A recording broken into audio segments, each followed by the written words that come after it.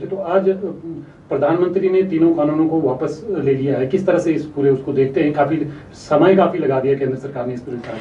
देखिए, कृषि कानून, पहली बात, कांग्रेस का शुरू से ये स्टैंड रहा है कि ये कानून है ही गलत, थे ही गलत।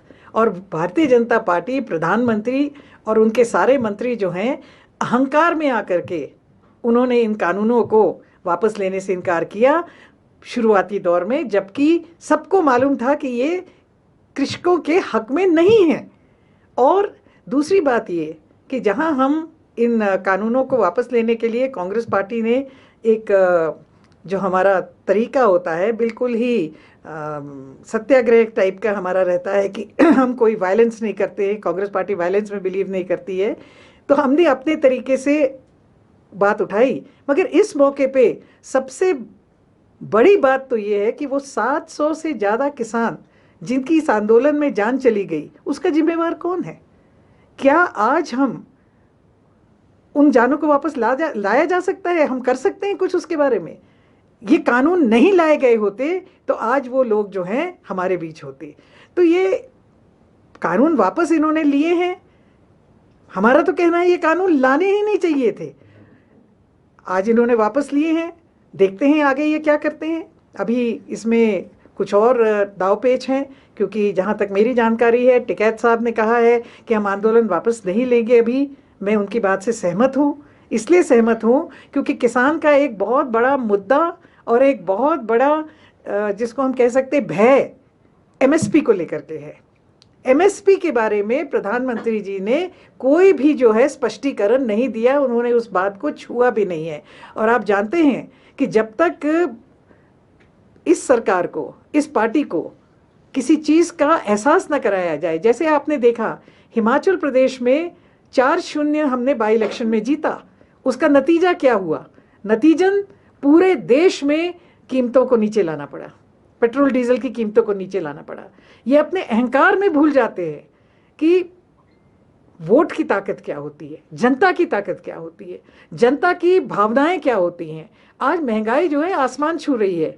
कांग्रेस पार्टी और हिमाचल प्रदेश ने एक रास्ता दिखाया है कि लोगों की समस्याओं को आप अगर हल नहीं करेंगे, और ये मेरा ये मानना है कि ये इन्होंने सिर्फ और सिर्फ इसलिए कानून वापस लिए हैं क्योंकि इलेक्शन आ रहे हैं, यूपी के इलेक्शन आ रहे हैं, पंजाब के इलेक्शन आ रहे हैं। इलेक्शनों को ध्यान में रखते हुए, क्या कृषकों को ध्यान में रखते हुए ये कानून लाने नहीं चाहिए थे? ये इसके बारे में इन्होंने कोई सोचा? जो 700 जाने गई उसके बारे में कभी सोचा? और हिमाचल प्रदेश ने 4-0 करके जो रास्ता दिखाया है, ऐसा ही रास्ता भारत की जो जनता है, मैं हिमाचल प्रदेश के लोगों का तहे दिल से धन्यवाद करना चाहूँगी कि उन्होंने अपनी ताकत को समझा, अपनी ताकत को समझ करके इस सरकार को अपने घुटनों पे लेकर के आई। और आज जो है पेट्रोल डीजल के दाम जो है कम होने शुरू हो गए। और हमें उम्मीद है कि आने वाले समय में रसोई गैस, सरसों का तेल, खाद्य पदार्थ, ये सारी चीज़ें, इनके भी दाम नीचे आएंगे। सरिया 7,000 रुपये से ऊपर चला गया है। सीमेंट की बोरी 150 रुपये, 200 रुपये बढ़ जाती है। वोट की ताकत, जनता की ताकत के सामने अहंकार को झुकना पड़ा। और निश्चित तौर पे कांग्रेस पार्टी इसी बात के लिए किसानों के साथ खड़ी रही। संयुक्त किसान मंच, ये जो आज प्रधानमंत्री मोदी के द्वारा तीनों काले कृषि कानूनों को वापस लेने का जो निर्णय की घोषणा की है, इसके लिए देश के तमाम किसानों व जो किसान संगठन इस आंदोलन को चला रहे थे, उन सबको जो है बधाई देता है।